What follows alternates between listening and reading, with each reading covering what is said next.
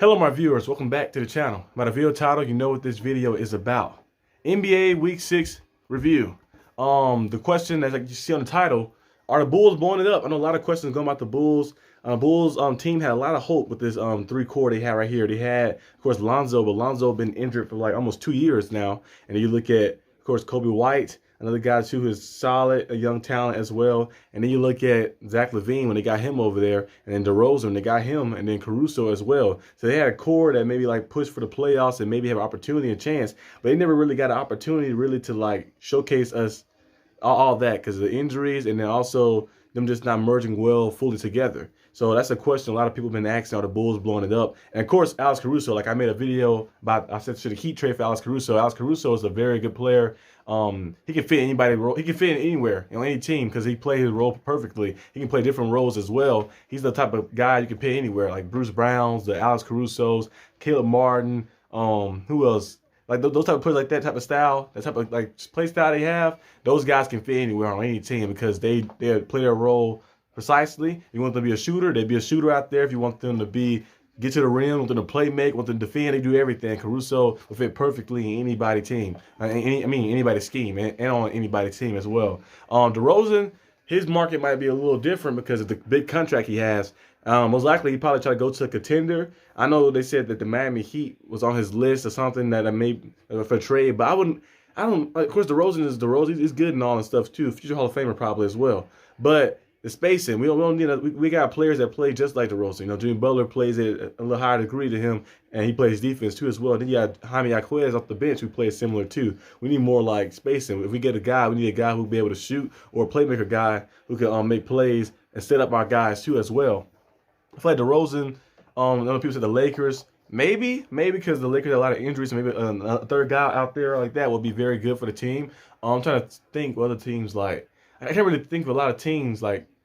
I don't know some teams will definitely go out there and get them, but I'm trying to see what teams are like will need a guy like that. But somebody probably find a fitting for a guy like that. Maybe the 76ers. You get a guy like DeRozan there with them, but he a little more ball dominant, so it might take away from Tyrese Maxey a little bit, which leads to my next one, Zach LaVine. I know he said he had the Lakers, he had the Heat on his list too. The Heat don't really need a Zach LaVine. They have Tyler Hero who plays a similar style to Zach LaVine and who's like 6 years younger than Zach LaVine and who's shooting and scoring better than Zach LaVine. So they have all this they have the same guy but doing better things too. So they don't really need to trade for him. The Lakers would be maybe a good fit for him. The contract is a little sketches on, exactly what the asking price will be fully, but if he was the Lakers, I think as a third option, maybe Kristaps Porzingis type style. Remember Porzingis said that as a third option, if he feel better, he feel like he ain't got to have that pressure on him because you have Jason Tatum, Jaylen Brown and stuff, and then it gets to him. And sometimes he might be the fourth option like that, but he can go out there and buy into that role. Maybe LaVine can buy into a role in that type of scheme, that type of style. Maybe go there. Maybe the Spurs. The Spurs said it was on his list too. It was a rumor that said the Spurs was on his list as well. The Spurs have lost 14 straight games, so they need a lot of digging out to do as well. But you never know what could happen like that. But I think the Bulls, they do try to blow it up. Some teams will be suiting for them. I doubt they do any buyouts or anything, of course, but they probably trade. I think Caruso will have more of a market than the other two guys because of his contract and because of his play style as well. I think DeRozan and LaVine will follow home on some contending teams, the teams that want to win now. I want to give that extra star power, extra scoring ability as well. I think they'll find a spot for them. Moving on next, the Clippers. The Clippers are building up some momentum and building up some steam as well. We've seen a big-time comeback win versus the Warriors. They were down 20-plus points. We've seen Stephen Curry doing a little shock face and sleeping on them and stuff, and they came all the way back and got him. Now, Stephen Curry do need some help. He needs some help. Klay Thompson not the same guy anymore. Draymond Green is out there like a wild person. He's out there swinging. He's going berserk. He's going berserk like that out there. He's just like Broly. You guys ever watched the original Broly movie? But even the new Broly movie too. How Broly was just going crazy. He was just destroying everybody, all the Z fighters and stuff. He's kind of like that. He's going out there just destroying people. He's not looking to play basketball anymore. We see him tackling guys down. We see him shooting guys with German suplexes.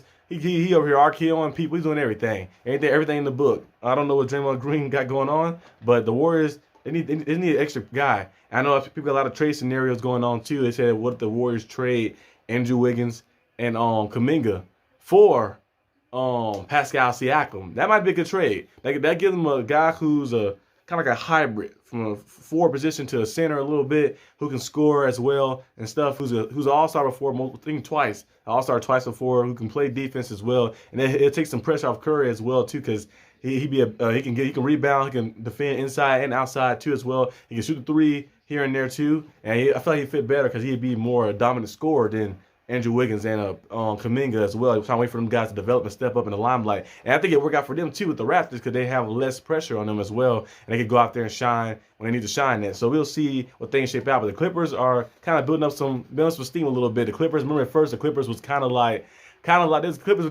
getting back to that, trying to get back to that groove a little bit. You know, they had James Harden, they had those losses and stuff, but now they're getting into some momentum, and now they're trying to find a way to, you know, build up for that championship level. Because remember, they was in the conference championship a few years ago, and you know they didn't have Kawhi Leonard, but now they got everybody back. They're trying to see what can happen. So we're gonna see what happens later this season. But the last thing on my list today is Mark Cuban. He sold the majority stake in the Mavericks like that. So he's not the Mavericks owner anymore, or the main owner anymore like that. He still will have the same duties, of course, the same duties as well. But he sold it for like, I think, was it $3 billion? I think it was $3 billion because he bought the team for $250 million. So he sold it for $3.4 billion, which he did very good profit like that, amazing profit. And also the team is going to be owned by casino. This casino company, they want to build a casino. They said they're going to have the stadium like in the casino, so like kind of like arena in the casino. So it's going to be kind of crazy to see what happens. I live in Dallas, so I don't know exactly where they're going to put it at. They said they might be relocating from American Airlines and building a new